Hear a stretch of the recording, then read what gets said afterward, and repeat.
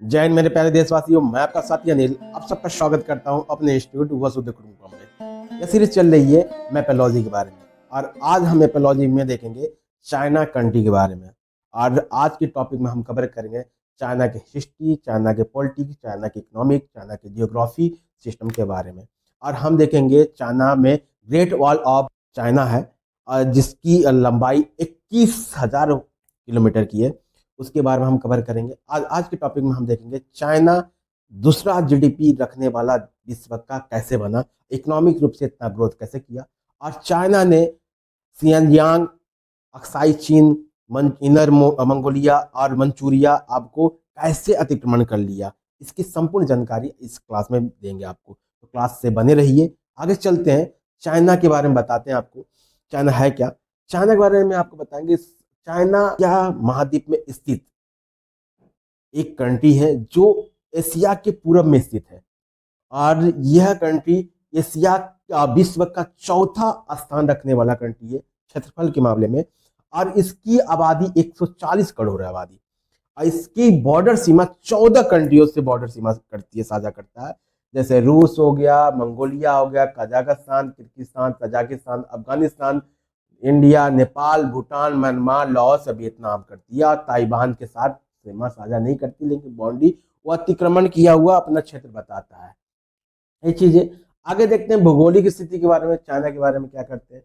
China में आप देखेंगे कि आपको मैप में दिख रहा होगा, चाइना के आप में देखेंगे ईस्ट में देखेंगे तो यहाँ पे जापान सागर मिलेगा, पीला सागर मिलेगा, पूर्वी चीन सागर मिलेगा और हमारा क्या मिलेगा, दक्षिण चीन सागर मिलेगा।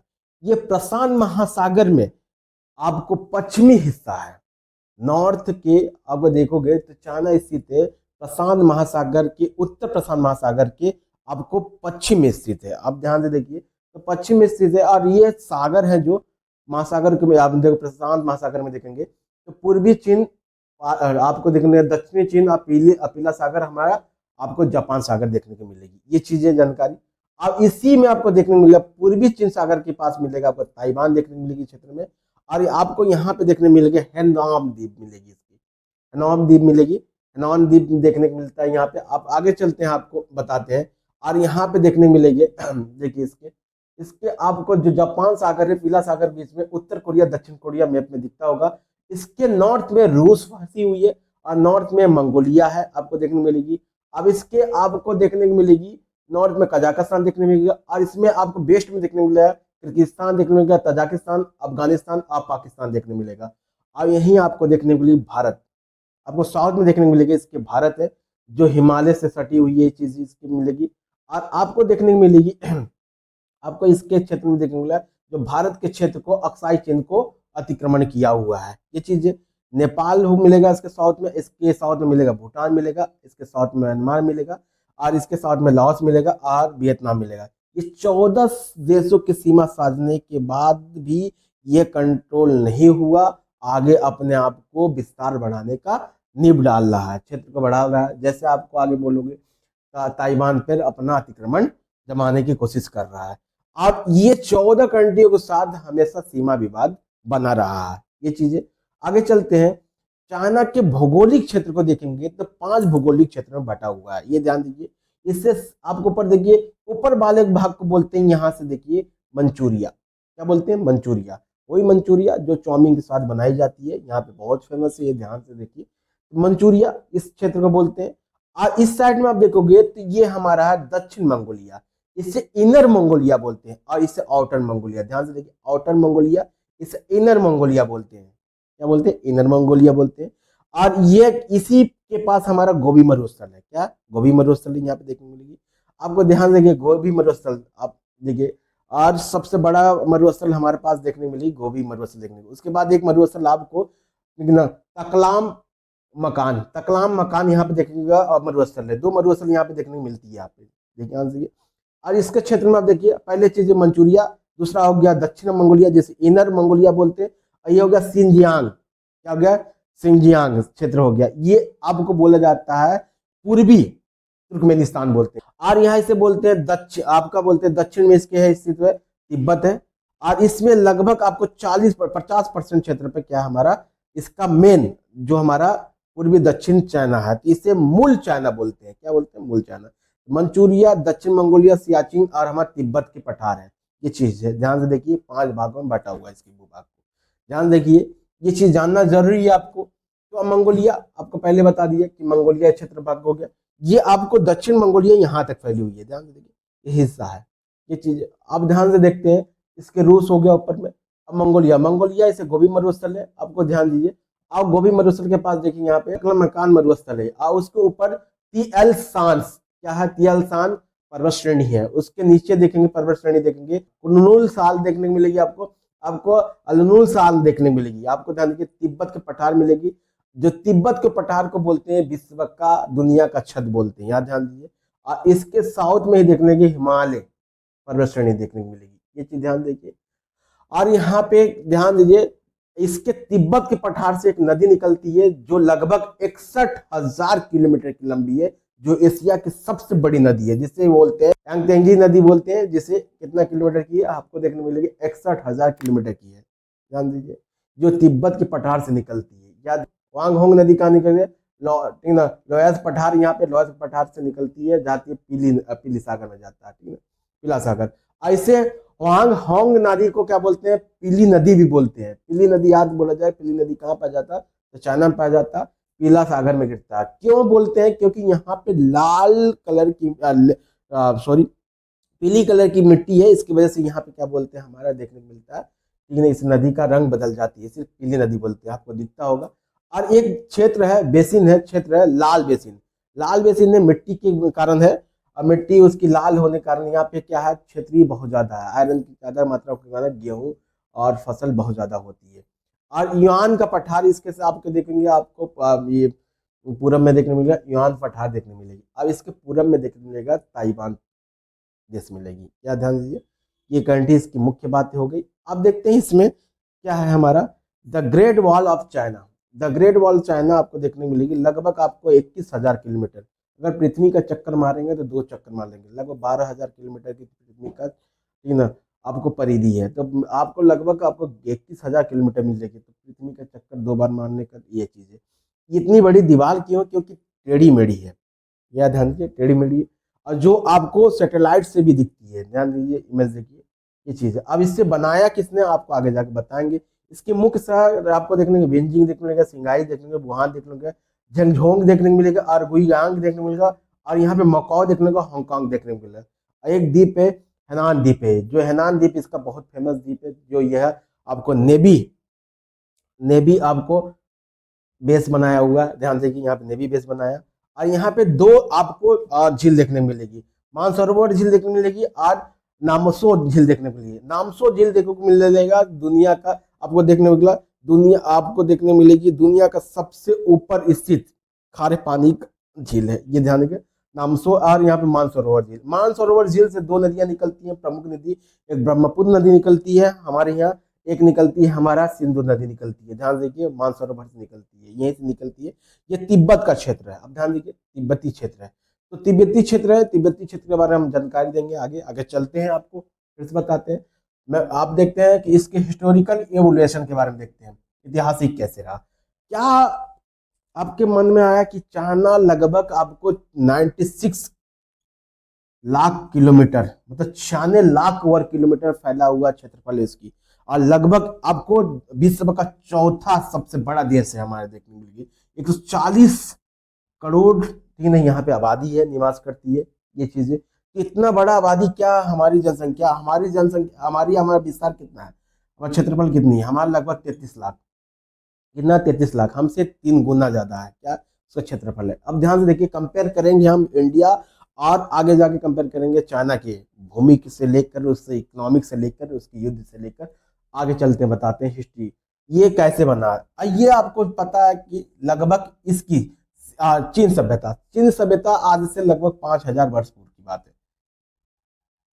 की बात है, 5,000 पूर्व की बात है। जब हिंदुस्तान में सिंधु सभ्यता चल रहा था, उसी समय आपको चाइना में चीन सभ्यता चल रहा था। ये सभ्यता लगभग 3,000 बीसी से लेकर आपको 2,000 बीसी तक चला। जैसे आपको देखने मिलेगी 2500 आपको सिंधु सभ्यता देखने को मिलेगी, आपको 1700 BC के बीच में। तो उसी सभ्यता के बीच में ही ये सभ्यता जन्मा था।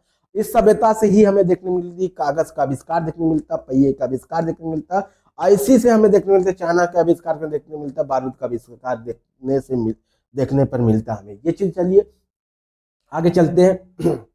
अब इसके राजवंश, अब सिंधु सभ्यता जैसे हुआ समाप्त हुआ, जैसे हमारा सिंधु सभ्यता समाप्त हुआ, उसके बाद वैदिक सभ्यता है। उसके बाद सिंधु सभ्यता खत्म होने के बाद वैदिक काल आया था हमारे पास। तो इसी तरह देखने को मिलेगी कि हमारा यहाँ पे कौन सा आया था, राजवंश आए थे। तो राजवंश में पहले राजवंश देखने श्यान वंश देखने को मिलेगा, और सांग वंश देखने को मिलेगा, और झोंग वंश देखने को मिलेगी।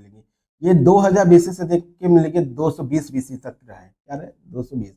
आपको ध्यान दीजिए, ये राजवंशों का नाम याद रखिए, आगे जाके कंफ्यूजन नहीं होगी, क्योंकि ये चीजें सांग वंश, सांग वंश और झोंग वंश, और यही झोंग वंश है जो क्या नींव रखी थी किसका, the great wall of China का, जो 21,000 किलोमीटर की है। कितना 21,000 किलोमीटर, जो अंतरिक्ष से भी दिखती है। ध्यान से देखिए, आपको दिख रहा होगा स्क्रीन पे। ये चीजें क्या है, झोंग ऑन से किया था, लगभग ज्यादा किलोमीटर नहीं रखा था। ये क्यों रखे थे, क्योंकि आपको समझो कि जो आपको उत्तर में स्थित शासक थे, उन पे विद्रोह ना कर दे, उन पे आक्रमण ना कर दे, उनके जमीन को छीन ना ले, इसकी वजह से। उसके बाद एकीकरण, इसके बाद शासक आए एकीकरण, मतलब आप विस्तारवाद बढ़ाने की कोशिश किए, विस्तार अपना क्षेत्र बढ़ाने की कोशिश की, एकीकरण किए, अपने आसपास के क्षेत्र को एक किए करने की कोशिश की। एकीकरण का अर्थ होता है, जैसे क्षेत्र है, राजा यहाँ रह रहा है तो आसपास के क्षेत्र को भी अपने में शामिल कर लेना, इसे विस्तारवाद के अंतर्गत भी रखा जाता है। ये चीजें आगे चलते हैं, जैसे छिंद वंश, किंस वंश, हांग वंश, अतांग वंश, असोंग वंश। ये वंश क्या था, आपको एकीकरण किया है। किंग, हांग, तांग और झोंग, ये 220 BC से लेके 1271 BC तक रहा है, इसी तक रहा है, आपको ईसा तक रहा है, ईसा पूर्व से पहले रहा है। ठीक है, ये चीज जब ऐसे खत्म होगा, झोंग वंश खत्म होगा, जिन्होंने बहुत ज्यादा क्या किया, विस्तार किया। किसका विस्तार किया, हमारा ग्रेट ऑफ द चाइना का, ठीक ना, ग्रेट वॉल चाइना का किया, उन्होंने विस्तार किया, उनकी लंबाई बढ़ाते गए। और आप आया मंगोल शासक।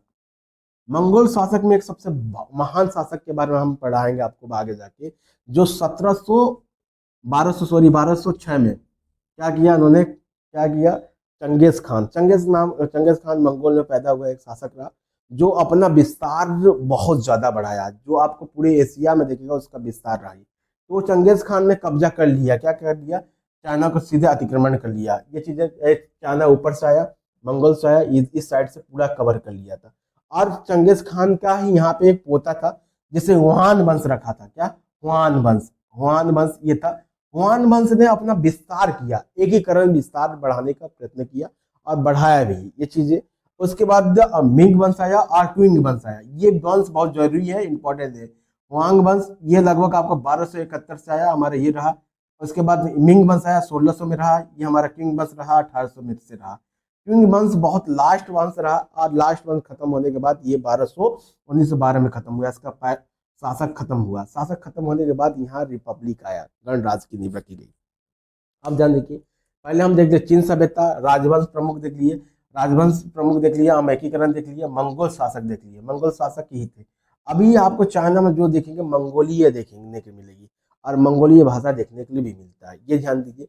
चीन अब देखिए, चीन अब क्या किया, 19 अब ध्यान देखिए 1912 में देखने को मिलेगा। इन्होंने चीन में क्या किया, रिपब्लिक लाने की कोशिश किया। क्या किया, रिपब्लिक लाने की कोशिश किया। और रिपब्लिक क्या किया, उन्होंने नींव रखा, दो पार्टी ने रखा। पहली पार्टी थी KMT, कोमिंटैंग, ठीक ना, कोमिंटैंग रही, और ये टैंग रही। अब ध्यान से देखिए, इसने पार्टी ने बनाया अपना, और ये पार्टी थी, और यहाँ पे एक सरकार चली, इनकी यहाँ आपको देखने मिलेगी ROC, रिपब्लिक ऑफ चाइना। ये चीजें इसने राज किया लगभग चाइना में आपको 1949 तक। कितना किया, 1949 तक। चाइना जब फ्रीडम हुआ, इससे ध्यान देखिए, फ्रीडम हुआ, आजाद हुआ, ये चीजें आजाद रहा के चाइना के बहुत सारे क्षेत्र ऐसे थे अतिक्रमण में थे, तो आजाद रहे, ब्रिटिश की तरह भी थी।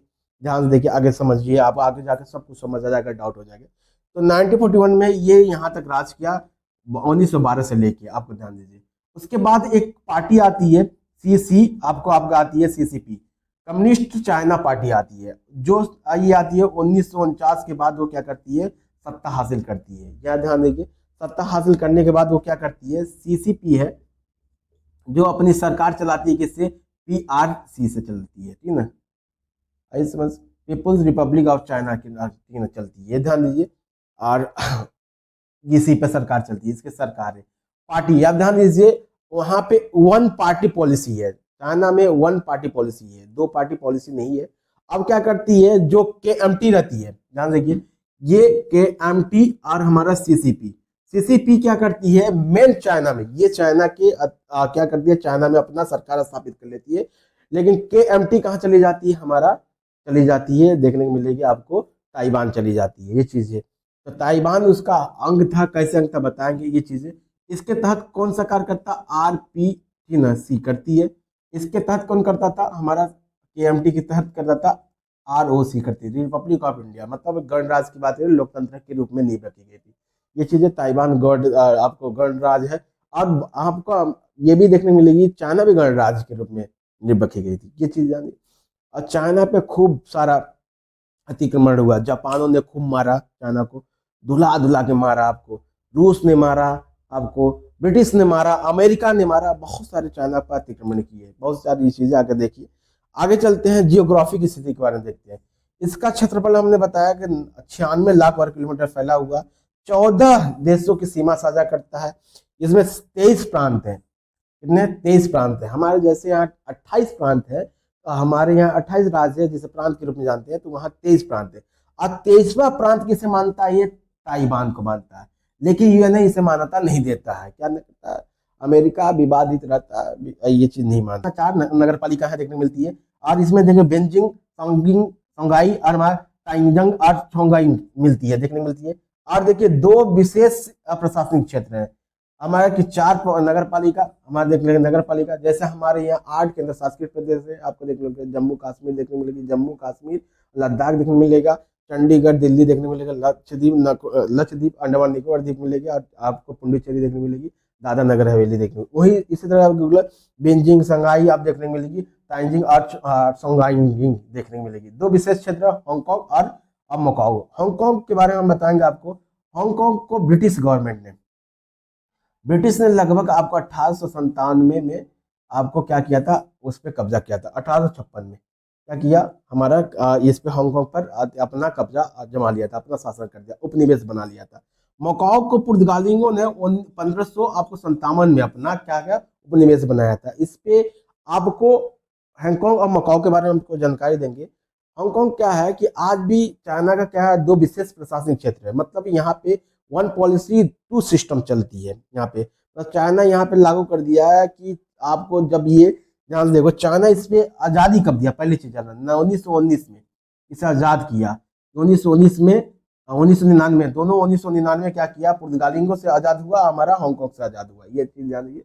हांगकांग आज़ाद हुआ, ठीक ना, ब्रिटिश से और हमारे पुर्तगालियों से ये क्या मुक्त हुआ। ध्यान से ये आगे चलते हैं। मुक्त होने के बाद क्या हुआ, मुक्त होने के बाद और 99 साल के लिए क्या किया गया, चाइना ने 99 साल में के लिए बना दिया गया 1 इन पॉलिसी, आपको 2 सिस्टम की नीति रख दी है। मतलब आपको हांगकांग, मकाओ प्रशासनिक चीज है जो चलाया जा सकता है अपनी खुद की, वहां पे आपको देखने मिलेगी, आपको खुद का आपका करेंसी देखने को मिलेगी, खुद की प्रशासनिक सिस्टम मिलेगी। अब बजट है, जो आपको बजट ऊपर की बात करेगी, जैसे केंद्रीय शासकीय प्रदेश में क्या होता है, आपको ध्यान देखिए, लक्षद्वीप है। लक्षद्वीप को आप देखते हैं कि वहाँ पे एडमिनिस्ट्रेशन अलग अलग सिस्टम से चलेगी। क्या करेगा, वहाँ का आपको केंद्र सेंट्रल का रहेगा, जो आईएएस आईपीएस रहते हैं वहाँ के रहते हैं, राज्यपाल रहता है, वहाँ से कंट्रोल करता है। तो वो पूरी चीज जैसे वहाँ का बजट है उसी तरह आपको देखने मिलेगी हांगकांग और मकाओ में, दोनों सिस्टम इसी तरह मिलेगी। 1 आपको पॉलिसी 2 सिस्टम इसकी व्यवस्था करता है, ये ध्यान देखिए। आप देखते हैं कि भू क्षेत्र के बारे में, मंचूरिया, मंचूरिया आपका यहाँ पे 12 लाख वर्ग किलोमीटर फैला है उसका। सिंजियांग आपको 16 लाख किलोमीटर फैला हुआ है। हमारा दक्षिण मंगोलिया, जैसे इनर मंगोलिया बोलते हैं, क्या बोलते हैं, इनर मंगोलिया बोलते हैं, इसे कितना किलोमीटर फैला हुआ, इनर 11 लाख किलोमीटर। तिब्बत जैसे 12 लाख किलोमीटर फैला, और वास्तविक चाइना 40 लाख वर्ग किलोमीटर फैला है। लगभग चाइना का 50%, वास्तविक रूप से देखेंगे चाइना, रियल रूप से चाइना क्या थी, आपको देखने को मिलेगा कि 1200 के बाद अब चाइना ने क्या धीमे धीमे आपको करके अतिक्रमण करने लगा। अब क्या किया, 1200 के बाद चाइना अतिक्रमण करने लगा, मंगोलों के बाद क्या किया, अतिक्रमण करने लगा, वो विस्तार अपना बढ़ाने लगा। उसके बाद 1800 के बाद उसने 1857 के बाद और 1945 के बाद भी उसने अपने विस्तार बहुत ज्यादा बढ़ाए। ये चीजें आपको अधिकतर देखने को मिलेगी। तो 1945 के विश्व युद्ध के बाद अपना विस्तार बढ़ाने लगा, तिब्बत पर कब्जा करने लगा, तिब्बत पे कब्जा कर लिया, ठीक है ना, आज सिंजियांग पे कब्जा कर लिया, और हमारा उधर मंगोलिया पर कब्जा कर लिया, उत्तर मंगोलिया बहुत पहले कब्जा कर लिया। इसके बारे में बताएंगे कैसे कब्जा किया, ठीक है ना, और आगे जाके ये चीज हुई। अब ध्यान से देखिए, अब चलते हैं पॉलिटिकल सिस्टम। चाइना का पॉलिटिकल सिस्टम देखेंगे। पॉलिटिकल सिस्टम आज चाइना का संविधान कब बना, 1982 में बना, क्योंकि भारत का संविधान 1950 में बन चुका है, लागू हो गया 26 जनवरी 1950 में ये चीज हुआ। और भारत का संविधान दुनिया का सबसे श्रेष्ठ संविधान है। आपको पता है कि संविधान ये आजाद तो हुआ 1949 में, पूर्ण रूप से आजाद हुआ। आपको रिपब्लिक लाने की बात कर दी गई, आजाद हुआ, फ्रीडम हुआ, गृह युद्ध चला। दोनों के बीच में आपको हम बताएंगे कि अगले क्लास में कि आपको CCP और हमारे KMT के बीच में गृह युद्ध हुआ।